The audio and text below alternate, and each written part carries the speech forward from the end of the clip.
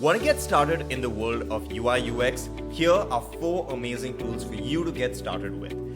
Tool number 1 is Adobe XD. Now it's an amazing powerful piece of software because of the amazing cross-app integration that you get with Adobe's product. That means that you can open up Adobe Illustrator, design something and bring it back into XD like the easiest thing in the world. The next most amazing tool is Figma. Now Figma is a completely online application and the advantage is that you don't need to install anything to be able to use UI design software. The third one is Sketch. Now Sketch is iOS exclusive and it's where it all started actually, and it's an amazing option if you're an Apple user. The fourth option is Photoshop.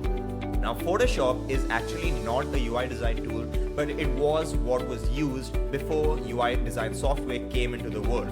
That means that you will get access to a huge library of UI design packs for Photoshop that you can use for your work.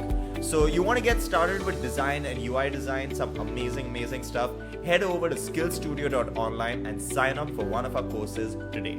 Happy learning.